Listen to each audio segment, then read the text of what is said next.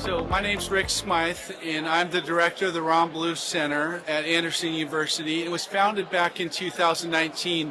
The primary purpose of the program is to help students learn basics in saving, budgeting, investing. Think about retirement, even though it's a long time away, but hopefully help them develop a posture of generosity. When you say generosity to my students, some of them say the Bible says a tithe, and some of them say, well, I don't have money, but we help them learn. They have time and talent, and they can start serving right now. So that's the main purpose, is to equip them to start their careers with the right tools so they can live faithfully and not use credit card debt and get in trouble, but to help them start saving from day one and steward their monies effectively and efficiently. And what's the idea for this event today, conference? Well, my idea about this was to partner with the Chamber, who's got a great membership, and our Rotary Club that's been around for a long time. I've been in investments for 3 decades, and I love an outlook when you get people together, and economists and investors, to hear what their views are for the year. And really, it's very complicated to tackle some of this stuff, and thought bringing in the best of the best to our campus and the community would be a great way to learn about what the professionals are doing, and then translate it down to how regular folks can do these things. So this is an economic forecast that Rick Smythe dreamed up and reached out to me and said, hey, let's partner with Anderson University Center for Ron Blue and with Rotary of Anderson. And I thought this is a great opportunity for the Chamber to show the community how we can be supportive of that. So we're very excited about this today. Well, he's got a panelist of some economists and some people throughout the state that are going to be speaking and answering questions, and it's just going to be a really good, informative program for us to learn just where the economy's been and where it's going and trending. And you all can keep me. I'd be remiss to say my name is Rick Smythe, and if I haven't met you, I'd love to meet you and welcome you here personally. I'll be around a little bit afterwards. Now I'd like to bring up Dr. Ryan Neal, the provost of the university, to welcome you all as well. What do you get when you ask 3 economists a question? Maybe. Maybe. That's a good one. What did you say, sir? 5 answers. I was going to go with 4 answers, but I like 5 better, with accompanying graphs, tables, and charts. That's okay. My discipline is theology. When you ask 3 theologians a question, you get, well, I'm not sure how many answers, but they wouldn't be very often graphs or tables. There'd be footnotes with massive, and footnotes to footnotes with caveats. Usually not any tables. And it wouldn't be economic forecast. They would probably want to talk about foreknowledge forecast, which is a little different than the trade economists.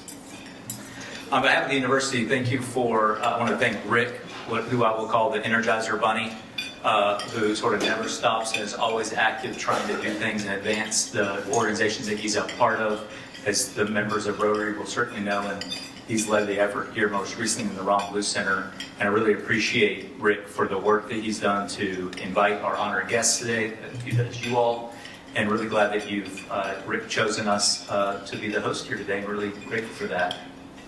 I'll also say I'm really looking forward to hear the panelists. We have 3 panelists, so everyone keep your ear out for the multiple answers you will get. And then someone was talking about the weather forecast, maybe snow next week. So I think I'll just leave that as maybe it's like forecasting the weather. Rick, thank you so much. Welcome to campus. Thank you, Dr. Neal. I also want to recognize Brandie, Greer, our CEO of the Chamber. She's an excellent leader in the community. If you don't know her, I encourage you to meet her and hear what they're doing at the Chamber. I think a good way to look at this event today is when I was hired on campus, it was to lead the Student Investment Fund, the Cawthon Fund, in the Center for Finance and Economics. I was very excited. I've done it at a few universities and was excited to see the students and what they wanted to do. The first day of the first class, we had the guy show up earlier than me, if you want to know that type of student. I introduced myself, talked about what we're doing, and he had his hand raised the whole time. And I said, okay, what would you like to share with us? And he said, are we going to invest in Bitcoin in our funds? I said, well, we can discuss that, but if you like to gamble, go to Cherokee or Vegas, because that's what you're doing, my friends.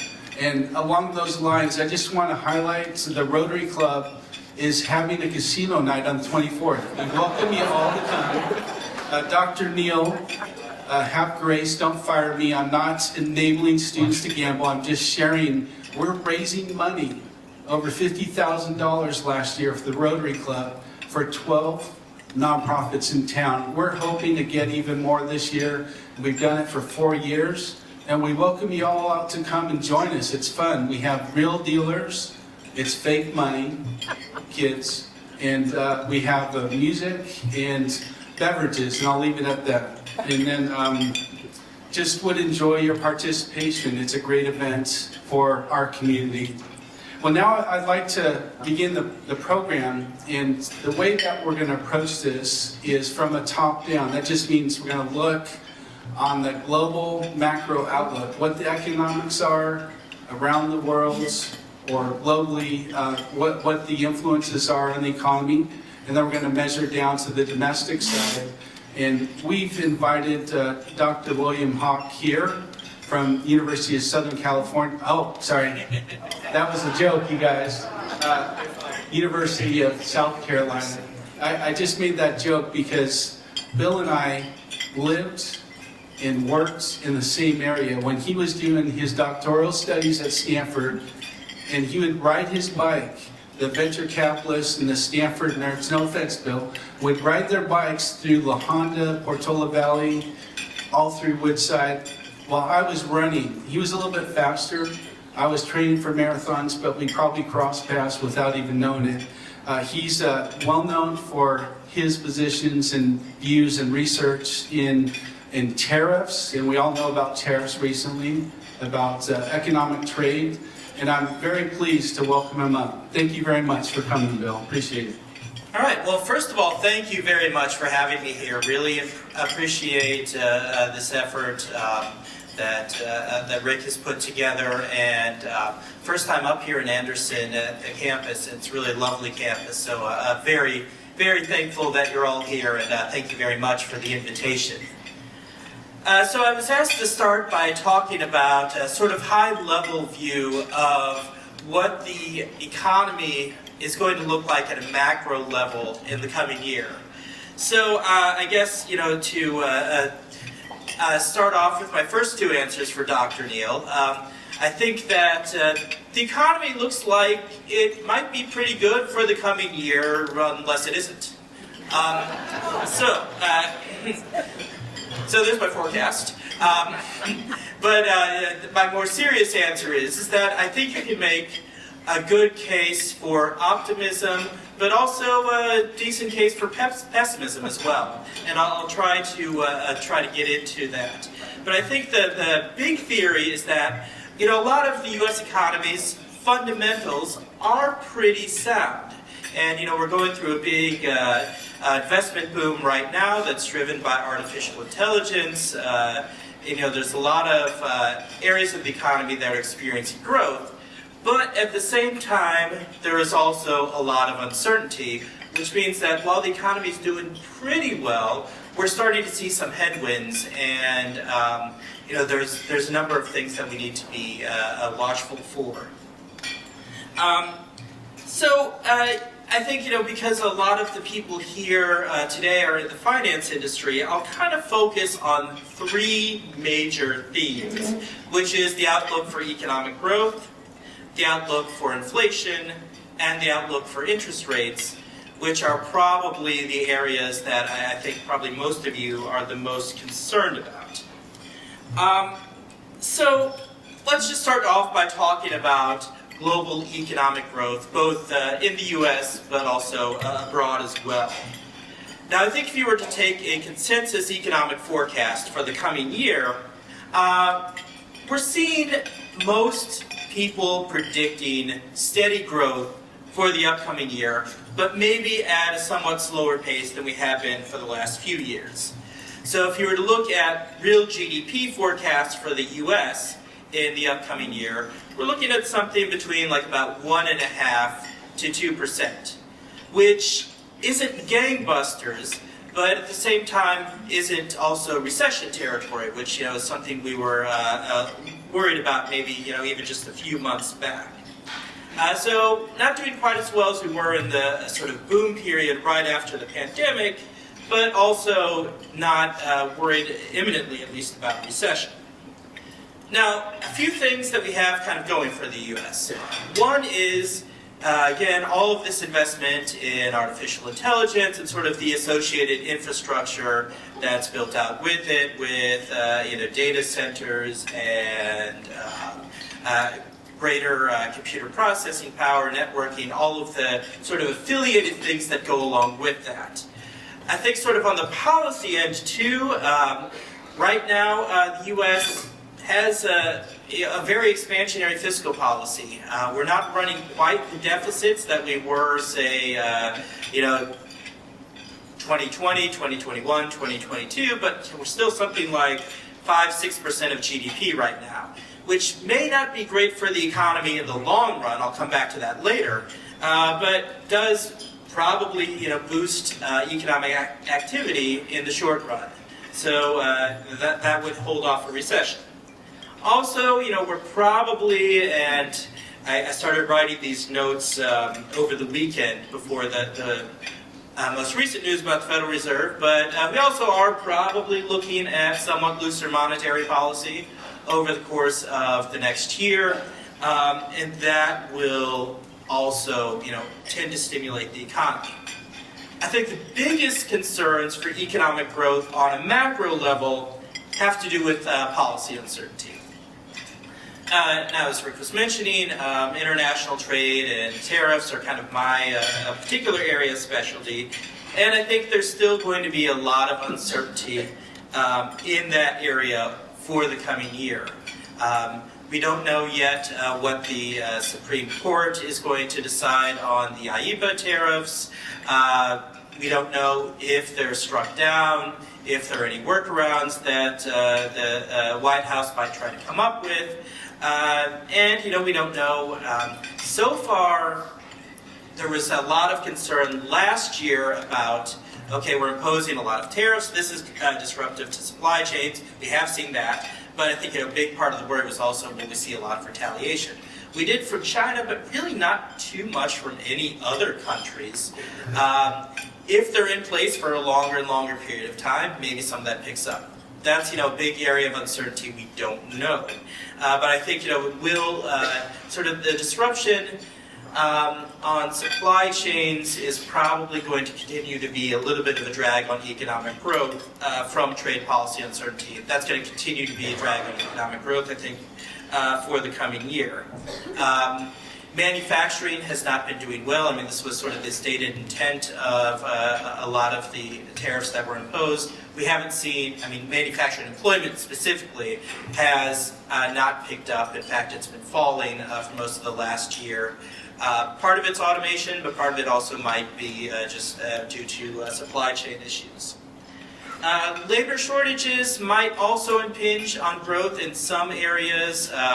If we're looking at areas that especially tend to rely heavily on immigrant labor, of course, the hope is that if immigrant labor goes down, that there'll be more of a substitution of American citizens in those jobs. But that's something that can take a while to work out.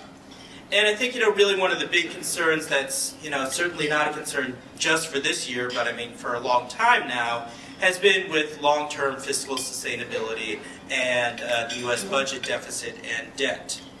So I think those are the big headwinds for the U.S. economy. Some of these things you're seeing around the world. A lot of other advanced economies in Europe and Asia are having similar problems, and I think especially if you look at a lot of countries in Western Europe and say someplace like Japan or Korea, demographic issues are a big concern for economic growth as well. The population isn't growing as much, and so that's going to limit labor force expansion, which would slow economic growth. And a lot of those countries have relatively inflexible labor and capital markets to begin with. Even in emerging markets, I mean, you're seeing some slowing. China, I think, obviously has always been kind of the big, 800-pound gorilla of the world economy for the last couple decades. But even there, you're seeing noticeable slowing in economic growth. So, I mean, real GDP around the world, probably somewhere in like the 2 to 3% globally. U.S., we're probably looking somewhere more like 1.5 to 2%. The good news is probably we're not seeing, for the moment, broad-based recession in a lot of the baseline forecasts, but there is some uncertainty that could throw a wrench in that. I think, both the big opportunity and perhaps, for the next couple decades, really the big challenge for the economy is what do we do with the growth in artificial intelligence. Right now, it's really sort of in the investment stage, which has probably been a plus for the economy. And has a lot of potential for long-run productivity, but also has a lot of potential challenges on the labor force side. Okay, so that's economic growth. Let's take a look at inflation. And I think the big story is that inflation has been, in a lot of ways, a bit stickier than people had anticipated, say, like about 2003. So this chart up here, this is annualized inflation by the Personal Consumption Expenditures Index. Let's see if I can get this.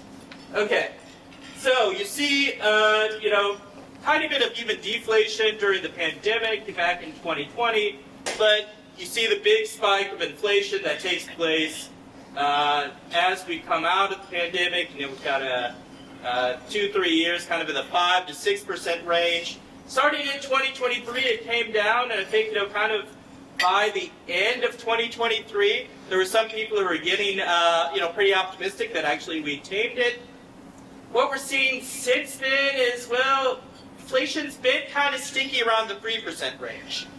Now, 3% inflation, that's not terrible. I mean, certainly it's better than, 6, 7, 8% that we were seeing kind of briefly for a while in 2022, but the Federal Reserve considers price stability as being 2% or less. So we're getting close, but just not quite there yet. Okay, so, I think we're not seeing, runaway inflation, but at least by the Federal Reserve's own definition of price stability, we haven't quite gotten back there yet. So, what does this mean? Well, in the United States, I think there are still going to be inflationary pressures for the coming year. So we had a combination, as I mentioned, the U.S. government on the fiscal side still running a pretty large budget deficit. Some of the supply challenges that we have between tariffs, labor markets, and all of that, that is going to keep inflation pressures still in place. And I think this is why the Federal Reserve has been, they've started cutting interest rates very slowly, but I think this is what's making them a little bit nervous in terms of being more aggressive about that. Inflation is still higher than we would like it to be. So I think, we're still, for the coming year, I think it's still likely that we're probably having an inflation rate that's probably maybe somewhere about 1% range that's higher than what ideally we would like. The good news, if you want to see it that way, is that we're not the only country facing a lot of these pressures. Europe still has inflation that's sort of above their pre-pandemic norms. The good news, I think, on the pricing side is that commodity prices have been a bit lower, so that's the one thing that I think is keeping inflation a little bit lower. Okay, so, as long as inflation is higher than we would like it to be, what does that mean? Well, long-term bonds are probably going to have higher interest rates. Inflation, risk premium, and so forth will probably still matter when you're looking at investment portfolios. Okay, so, the optimism here is that commodity prices remain low. The more difficult part is that inflation is still a little bit higher than we would like it. Okay, interest rates. Here, get that clear. So here's interest rates, because I mentioned them a little bit already. So I think the expectation is that both the Federal Reserve and a lot of other central banks around the developed world are probably going to be cutting their policy rates. So what I've got up on here on the screen, the dark red line, that's the federal funds effective rate. That's the main policy rate set by the Federal Reserve. You see that, okay, going back to 2020, when the pandemic hit, federal funds rate got basically cut to zero. Didn't really come off of that until starting into 2022, when suddenly, as inflation took off, Federal Reserve started raising interest rates pretty rapidly. Left the federal funds rate in the 5+ range for a while.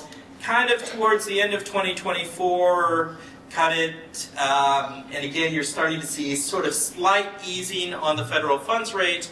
But again, so long as inflation is 3% or so, I think the Federal Reserve is going to be a little bit skittish about wanting to cut the federal funds rate rapidly. Now, the complication here is the sort of more jagged blue line up there, black line I think it is up there, and that's the effective 10-year Treasury bond rate. So kind of your benchmark long-term interest rate. Falling short-term rates basically don't automatically translate into falling long-term interest rates. I think, that again, there's sort of an optimistic view of this and a sort of pessimistic view of this. The optimistic view is that, you go back to about a year or so ago, we were looking at, not a super inverted yield curve, but depending on how you wanted to look at it, not great, which is, sometimes a predictor of a recession. As the federal funds rate has come down, you don't really see it too much on the 10-year yield, which means that markets are kind of sort of expecting growth, but there's also a couple other things that could be in there. One is, again, sort of worries about inflation. That this is the non-inflation adjusted rate, so part of what's going into 10-year yields are sort of inflation expectations over the coming years. Future demand for investment, so that's going to affect the real interest rate. If that stays high-ish, that's kind of investors are expecting that there's going to be continued demand for investment.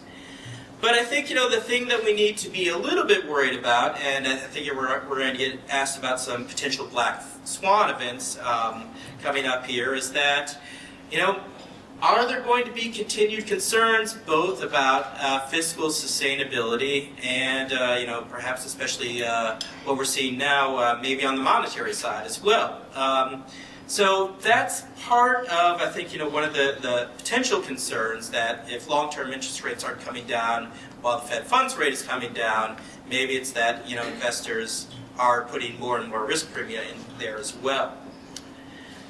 Okay, so, practical angle, I think, as federal funds rate slowly comes down, that makes things like, refinancing a little bit easier, but, you still have things like duration risk and so forth. Okay, now, the other big issue, as I alluded to earlier, is global trade. Now, I think what we have seen, there were a lot of, very sort of pessimistic doom predictions going back after the quote-unquote Liberation Day announcements back last spring.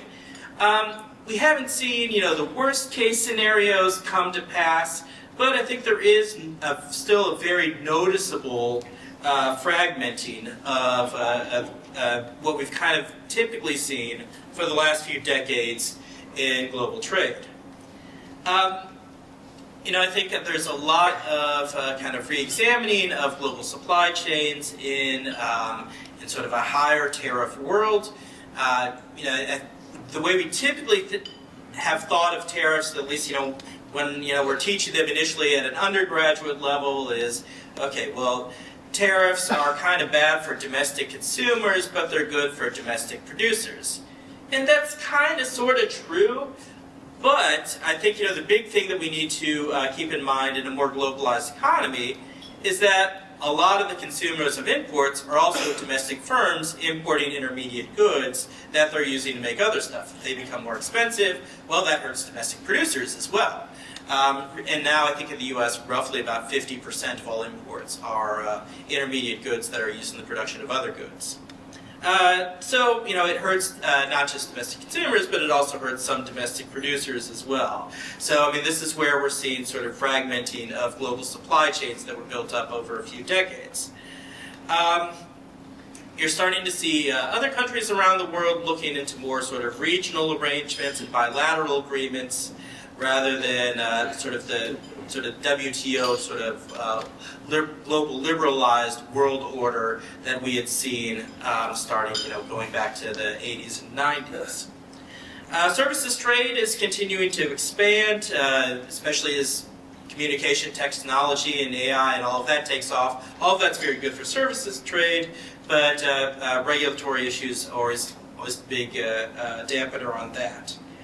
But I think what we're seeing, again, is just a lot of policy uncertainty, especially in cross-border investment. That's, I think, the big issue to potentially be watching for the next year.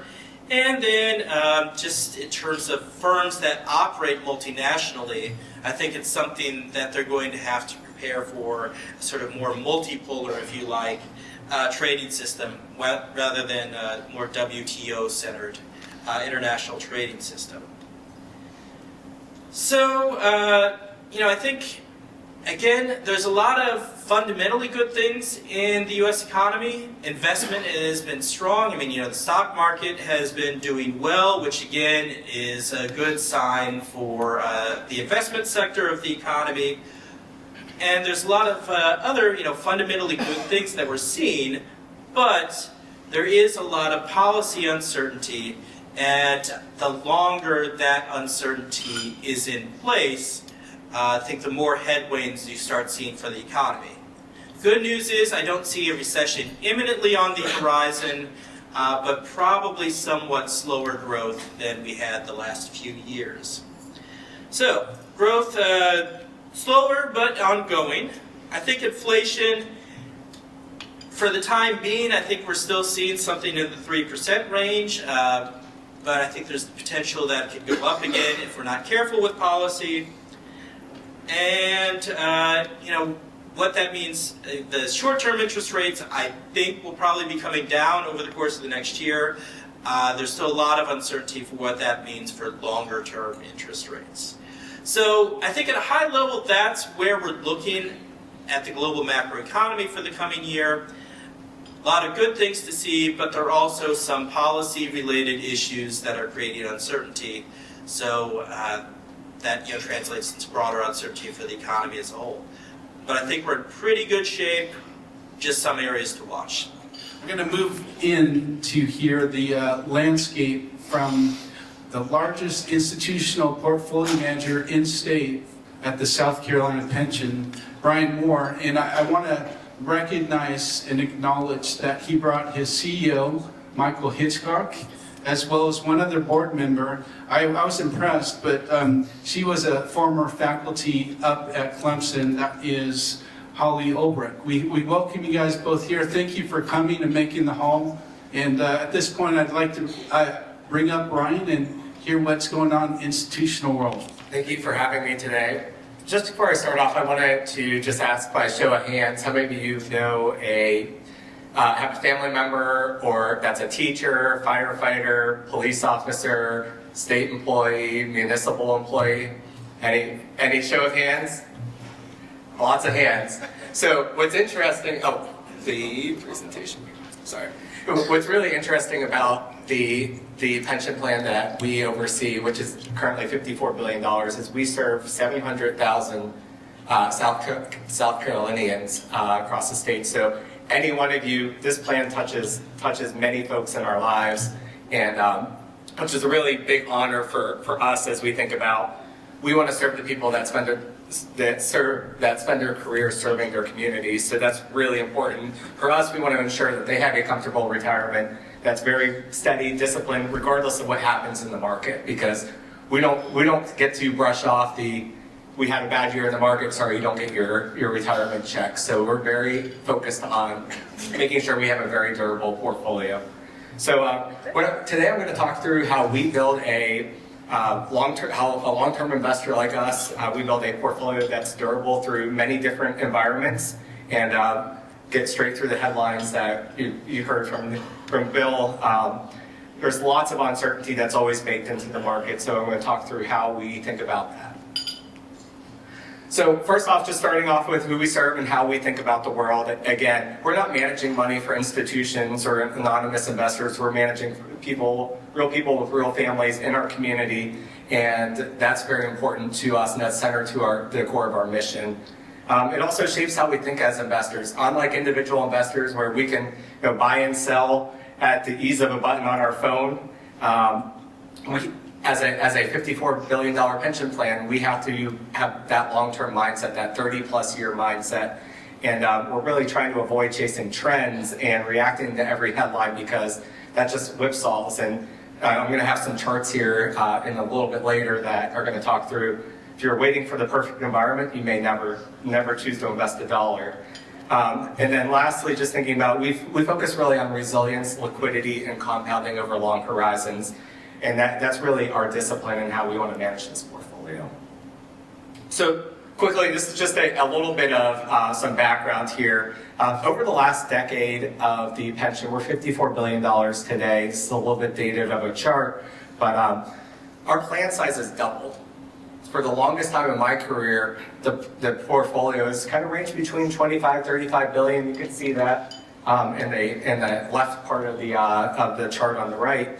And but over the past 5 years, the plan has grown tremendously, and all of that while we're paying benefits out to our beneficiaries. So really good strength coming out from the portfolio, and it really goes back to, we're not perfect market timers. We're very much just focused on staying invested, figuring out how to own just economic growth, how we're exposed to the economy, and let that do the compounding for us. And then managing a portfolio of this size is very much like a big tanker out in the ocean. If you're trying to maneuver around all the waves and all the currents and everything, you're going to get off course. What we really need to do is set that North Star and where we're trying to head, take the portfolio and make sure we get there. So that's very much what our main focus is on the portfolio. Kind of switching over to our investment philosophy, it very much goes into the 3 different pillars. One is we need to prepare, not predict. So I know a lot of economists in the room, we like to have predictions and think about what could happen. We really want to think about, well, when the wave hits us, what are we going to do? How are we going to react to that? And making sure that our structure is very much set up in a way that we can survive that and then thrive thereafter. That kind of goes back to the diversify across different environments, because we don't want to build a portfolio just for the good times. S&P 500 is at all-time highs today. It's a great environment. But maybe some of the Main Street economy isn't as golden. So for us, we really want to build it for if we have that growth, if we have inflation, if we have a recession, if we have an economic slowdown, how do we react to that? And how do we make sure that we hold assets that are going to benefit in all those different environments? Lastly, the big thing is making sure we avoid permanent loss. If we want to go back to 2008, when the housing bubble, housing crisis, what happened there was you had this period of time where housing prices fell. A lot of people couldn't make their payments.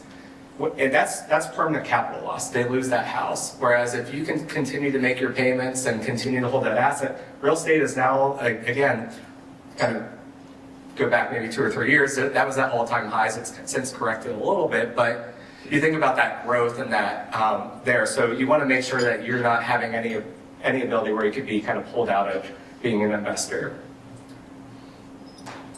And thinking through this long-term perspective, I think of investing kind of like South Carolina weather. You know, like I just heard it's supposed to snow here next week. It's 70 degrees yesterday. Perfect day for me is 76 degrees, sunny outside, not a cloud in the sky, would be great. If I waited on that day, I might be waiting a long time, and I might miss a lot of really good days. And that's kind of how investing works. Is 2008, you had the banks, you had housing, everyone, there was a lot of uncertainty. 2020, we had a global pandemic none of us had ever lived through. In 2022, we had 40-year inflation that we just heard about, 40-year high inflation that we just heard about. And now we have a lot of geopolitical risk. We have things that the U.S. is doing, we have things that other countries are doing, and that's going to impact how we think about the world. But when you zoom out 10, 20, 30 years, even those shocks seem very small. And like what this chart really shows is, over time, as long as you're exposed to risk, it may never be the perfect time to invest, but today's probably a better time than yesterday is kind of the philosophy there. So really identifying that we want to make sure that we're exposed to this and that for any reason we're not losing the ability to continue to be on this path.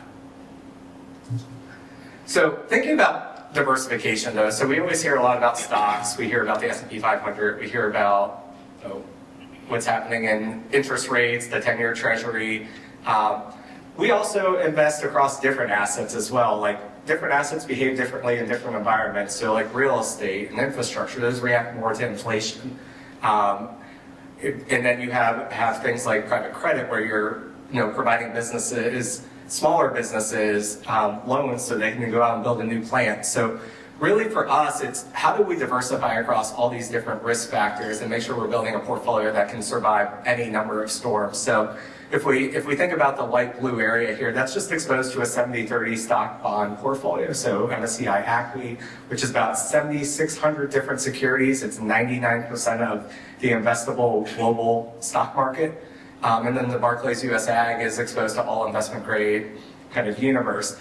And if you insert things like real estate and infrastructure, private credit, private equity, you can generate better returns. And this may not seem like a big jump, but if you think about this is a 25-year kind of look back, and if you can sit here and say, we've added 50% more value over that period of time, that seems like a huge win. And those numbers at $54 billion, we fast forward that to 25 years from now, it's huge numbers that we're talking about. So that's something that we think near and dear, that diversification works some of the time, might not work all the time. And that's kind of where we are today. Stock market's at all-time highs. Bonds are, kind of corrected in that 4% range. So diversification works when you're above the line. Diversification looks silly below the line. Well, we're seeing environments today where stocks have run really hard, and for us, we want to continue to make sure we're exposed to a diversified portfolio. So when if the air gets let out of the balloon, or AI, the Mag 7 isn't generating as much free cash flow as is anticipated, or the expectations aren't quite met, we want to make sure we're exposed to things that are going to also be there to support the portfolio over time. And then kind of thinking through on how I think about ways we as institutional investors, and I think a lot of these things can be applied just to us as individuals as well, is like how do we want to think about our source of outperformance? One, keeping our costs low. Costs really compound over time. If you 20 to 30 basis points, that's 0.23 or 0.2 to 0.23%, may not seem like a lot this year, next year, the year after. If you fast forward that over 20, 25, 30 years, that's meaningful dollars. And that's something that from my perspective, is we want to make sure that we are able to invest across the globe as cheaply as possible. But then also, when we do use investments that have higher fees, we want to make sure that there's the right alignment there for us to make sure we're generating better returns. The other one is staying liquid. Liquidity first is always a big thing in my mind. Anytime you have 2008, you have 2020, all those are these crises that maybe we didn't prepare for. So we want to make sure we want to make sure we have some gas in the tank to make sure we can, be able to survive that and avoid being forced to make different decisions. So that's very important. And at the end of the day, our sole job is to make sure those benefit payments get paid out to the beneficiaries, and that's our goal. So liquidity always comes first. And then reinvest and rebalance. This is one of the most powerful tools we have. It's kind of like gardening. I'm not a great gardener. Most of the things that I have die, but I'm sure some of you have great gardens. And so when you see one part of the garden getting a little overbearing, you trim it back a little bit, and then you go spend time on the area that might not be doing so well. And that's just how we think about investing. Is like, might be parts of the portfolio that are doing really well, and there's parts that aren't doing so well. So we got to make sure we're spending time and rebalancing and moving money around to make sure we're always exposed to things that, it's not always going to be stock markets up. There's going to be other things that are doing well over that time as well. And then lastly, I have a playbook. We have a plan. Like, that's the big thing. And our CEO, he always talks about in the military, they have a playbook for every type of conflict that there could possibly be. They dust it off. It might be like, how do you and that's for us, is really making sure we have a plan of attack for what happens, what markets throw at us, because we don't know. And I think that's really important, is make sure we have that plan, and then when we have that plan, we stick with it. And lastly, just to close for this, I really appreciate, again, you guys all inviting me here, but really being able to be durable matters way more than being able to predict and forecast markets. Markets will always move faster than the headlines. Our responsibility is, again, protect the people who protect our state, and that's really where our focus is. And then I want to make sure we're staying invested. We have that long-term discipline to avoid any ability where we could make mistakes, and we want to make sure we continue to compound over time. And lastly, I'll end this with one image for everybody. For the state, I think it fits the state very well, and it also thinks about our philosophy. But the palmetto tree, I always loved seeing them. I think they're really unique trees, but they don't survive storms because they're rigid, like one of those giant pine trees that just tip over when the wind blows. They survive because they bend, they absorb the force, they stay rooted. And I think that's how we invest as well. We want to be flexible, resilient, and designed to last over time. So appreciate the time today, and hopefully there's some anecdotes that might be helpful for you all in your personal portfolios, or kind of other things that other organizations you guys are involved with. But appreciate it. Thanks for having us. Thank you, Brian. We all in investing decide signals, whether it's fear or greed, fear of missing out, fear of losing money. My favorite signal was my 9-year-old son coming up to me and saying, "Dad, I want to dig, I want to mine for Bitcoin." He might have been onto something. He showed me something there. But my favorite is Kramer. Whatever he says, just do the opposite and you'll be fine. But at this point, I'd like to introduce Kylie Felker, who is the president of one of the largest private wealth managers in Greenville. We're very lucky to have her. We partner with their firm in one of our institutes here, and she is going to share what she does for her customers and clients, and what would probably be more applicable to people that are trying to figure out how to make sense of this. Hopefully she can answer some of the questions, and please help me welcome Kylie Felker. Thank you. I'm not an economist, and I have an accounting degree from Furman, so I'm not really sure why I'm here, but I am grateful to be here. I'm going to try to give you the perspective from my clients. And so we have a lot of high net worth investors. We also have a lot of business owners that are clients. So I'm going to share 3 points and hopefully leave a lot of time for questions, because Bill and Brian did such a great job. But really, when I think about things, I am thinking about this from my perspective. Like, how am I thinking about what's to come this year? And what have we seen in 2025 that impacts those decisions?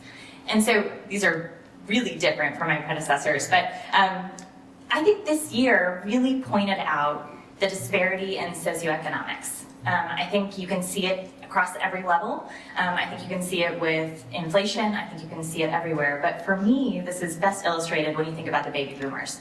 That's 65 plus, right?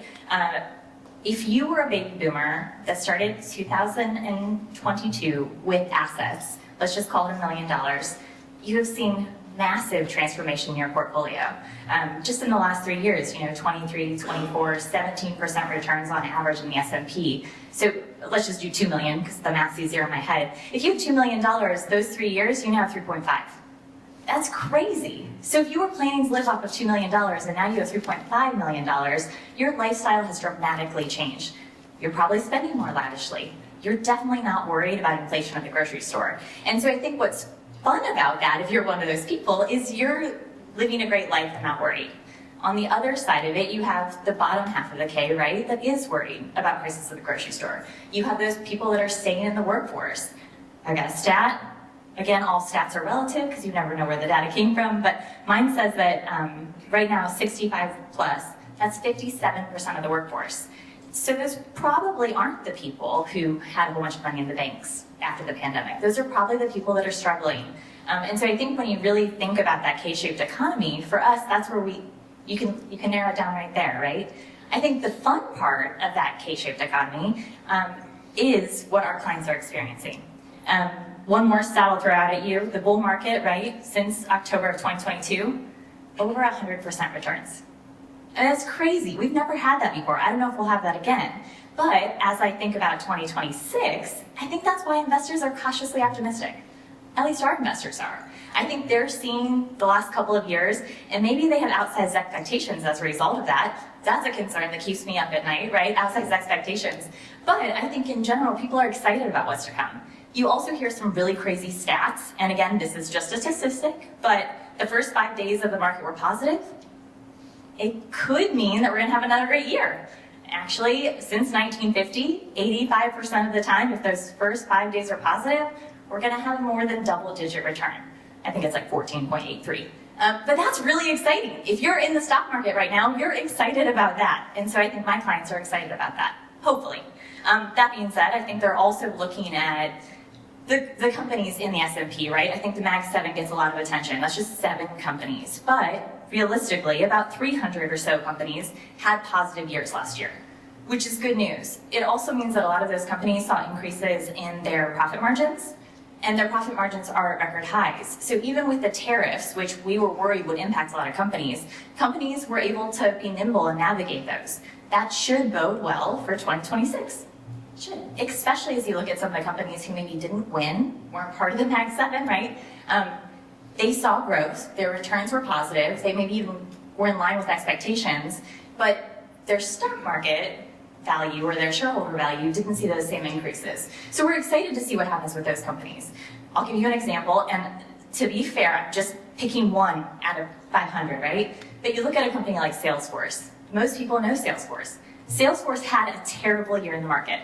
It was down like 20%. But it beat expectations. Its revenue year over year was good.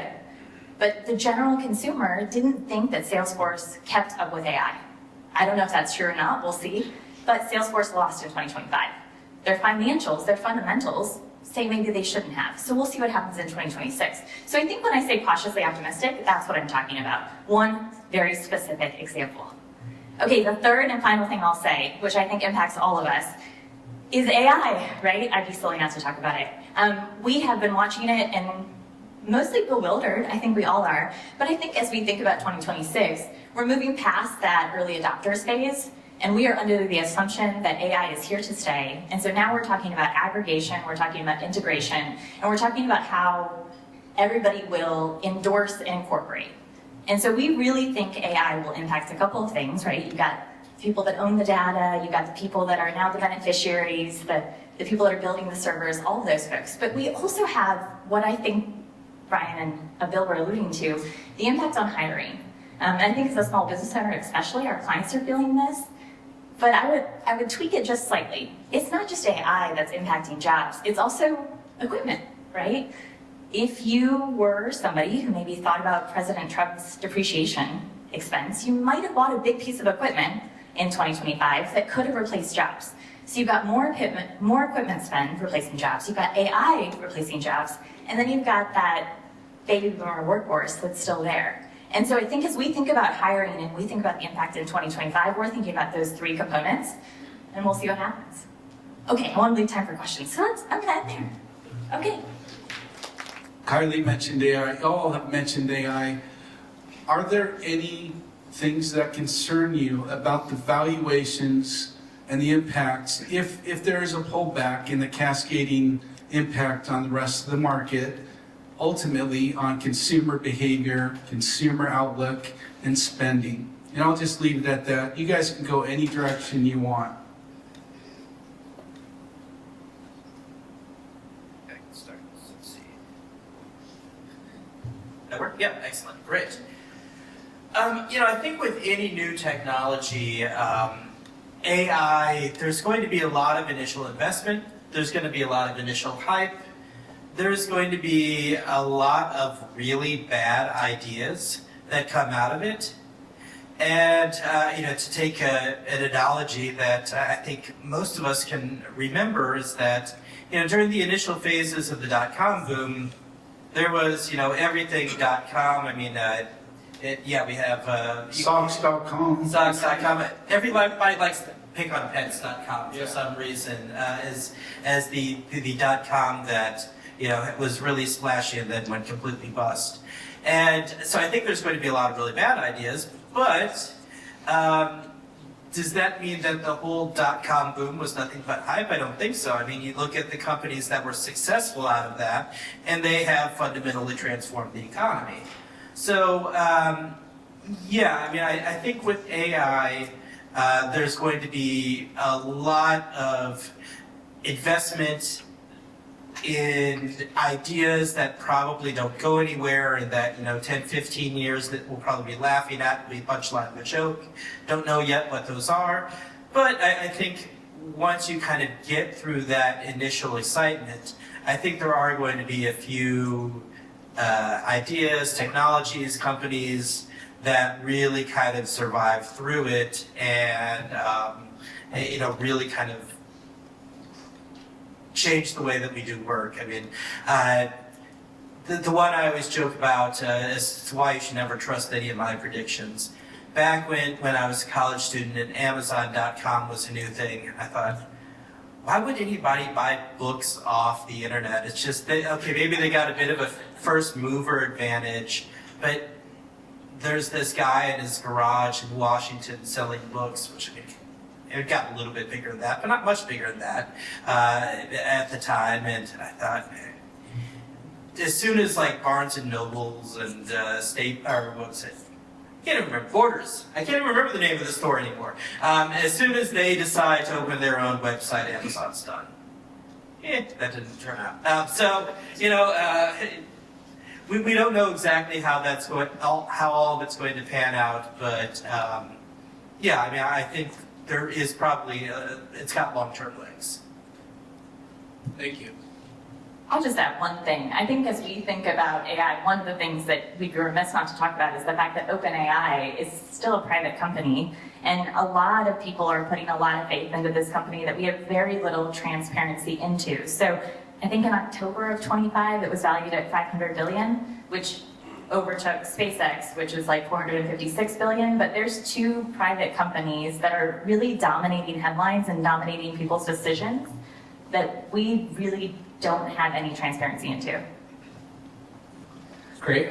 What I would just add is from our perspective, you bring up some good points about some of these companies are still private, is for an institutional investor, we're going to be exposed to all the winners, to the winners, we're going to be exposed to the losers. So really trying to have that diversification across. We don't know who the winners are going to be, to be honest, and probably not even a technology that we're probably aware of yet is like what will be the game changer. Just like we didn't know Amazon was going to be that. And what I would add too is that I know a lot of us think, and I think around AI for like business owners and for us is we spend a lot of time thinking about institutional knowledge, and that's something that when we have turnover, when people leave, we lose that institutional knowledge. I think AI could be an interesting repository for organizations that are knowledge-based or trying to build that, because that's the biggest risk that we have as a pensionist. If we have turnover, we lose people, we lose that knowledge over time. So I think AI could be one of those really interesting resources that folks can leverage. Doesn't mean that's going to be a $1 trillion company, but like I think those are the types of use cases that I think are very actionable today for folks. Thank you, guys. This is a common theme. I remember very specifically during the financial crisis, and the book came out, Wait, This Time is Different. We have $40 trillion in U.S. government debt, escalating student loan debt, revolving credit. What does that mean for you guys in terms of your concerns about some serious debt issues that would lead obviously to higher inflation, aversion from the US dollar, which I don't know where they go, but what are your concerns for that? Legitimate, or do we still have the privilege that no one else does? The reserve currency the world has in us. Yeah, no, I'll take that first. So I think the thing that has really helped the United States, and maybe, it's perhaps sort of an addictive thing that maybe the longer term has been great for the United States, is that there is an almost bottomless appetite around the world for U.S. government debt. That we can borrow as much as we want from global financial markets, and we've never really hit a limit. There's always a lot of debate amongst economists. Well, exactly at what point does a debt to GDP ratio become too much? I mean, somebody said, maybe it's 90%. There was this big paper a while back, and the U.S. has now surged past that, and it doesn't seem to be affecting us that much so far. But I think, it's going to be highly contextual. And I think the fact that the dollar is the world's reserve currency has given us this ability that,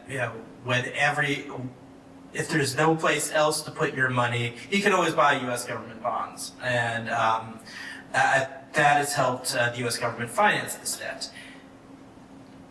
This is one of those things that I think it kind of works until suddenly it doesn't.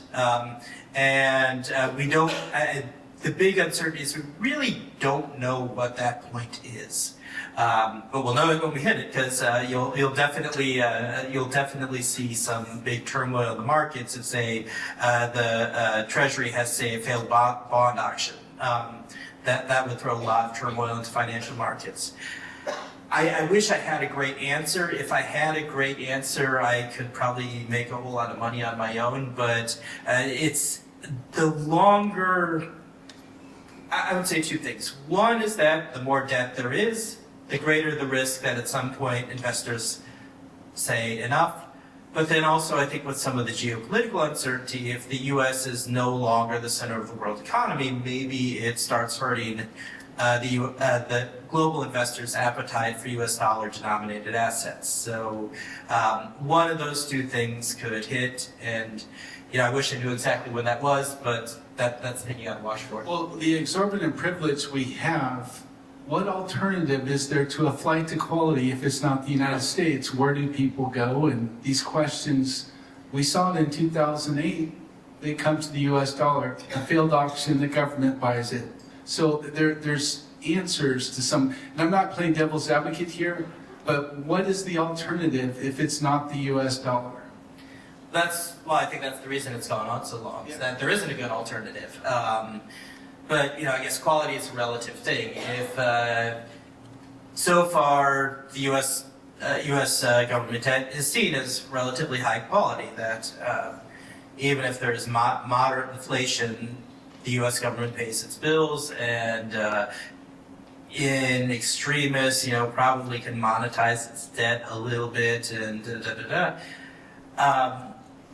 but I think, the longer you go on and on sort of fudging with the quality, obviously somebody else needs to step up. I don't know where that's going to happen, but quality can erode over time. So I don't know where the end point is. We'll find out then. I would just add that I think debt has become normalized, and I think you see that with the average consumer, and I would just make the parallel to credit card debt, right? When the Fed started tracking it, I did write this stat down. When the Fed started tracking it in 1999, this is the highest it's ever been. It's $1.2 trillion in just credit card debt. We're not talking about student loans, we're not talking about cars, we're just talking about credit cards. And it's 60% higher than it was during the pandemic, and it rose 6% in 2025. So when you talk about the government, yeah, we're in debt, but so is everybody. So I don't think the weight is there that there once was.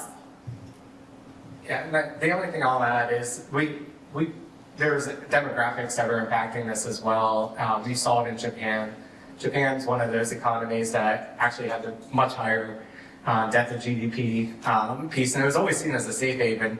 But a lot of it, they have an aging workforce. The population growth wasn't there, and it's very similar to now, kind of what we're seeing in the U.S. with baby boomers, and as well as AI could be very deflationary as well. So I think that there's things that are happening under the hood that could keep rates lower, and well, we have some debt, the debt issuance is there. So I think that's one of those things where we might not see interest rates go higher, and especially just given my liabilities, everyone's like, if you have borrowing, that's in US dollars. So like the impact for consumers like us is somewhat more limited, unless if you're buying things from other countries and economies.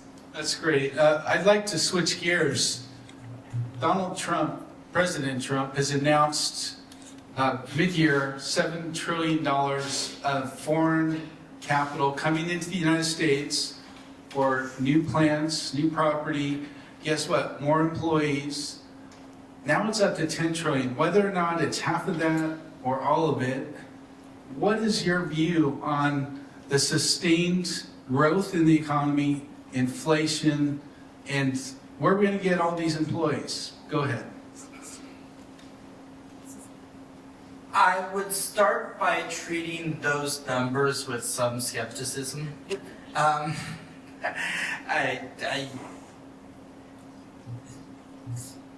trillion worth of foreign investment in the U.S. would be not just a little bit higher, but like, several orders of magnitude higher than we'd ever seen. Now, I think it is true that there is still a lot of foreign investment in the United States. So it's not $10 trillion, but it's like, $500 billion. That's still pretty good.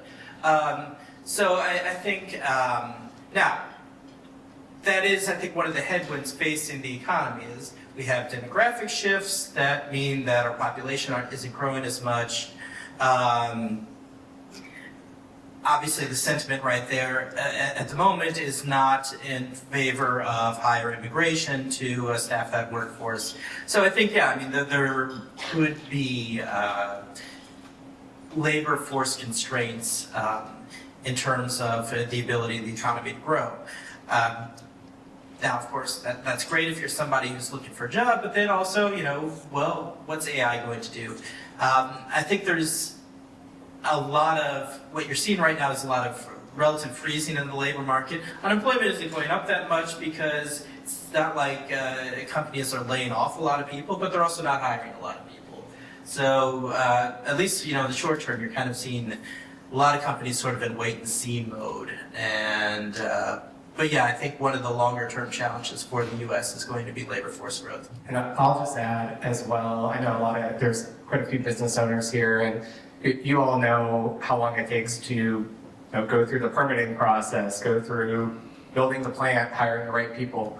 That the rules have constantly been changing when it's come to some of the policies of the administration. So I think that's something where if I'm a CEO of a giant corporation wanting to build a plant here in South Carolina, the rules may change in 2 to 3 years or 4 years, and tariffs may go away. So like, how much of that investment is going to get put in the ground before maybe there's different change in administration? So I think people just want clarity of what the rules are going to be and how that works before they make significant investments. But I think that the demand is there and the need is there. It's just making sure that you don't build a $1 billion plant and then tariffs go away and now it's no longer economic for you to run that plant.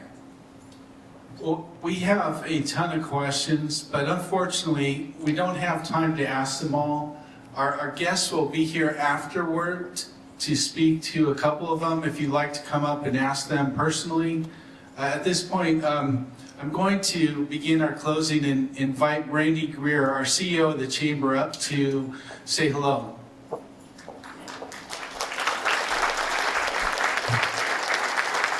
first I have to thank Rick for having the vision and looking at all of our organizations to come together and partner. So partnering with Anderson University Center for Ron Blue Center and the Rotary of Anderson, that just shows that when organizations come together and have a shared vision, the community benefits. So this was great to do, and I hope we get to do this again. So thank you for our panelists for spending time with us today. If we could just have a crystal ball and see what things are going to look like, wouldn't that be great?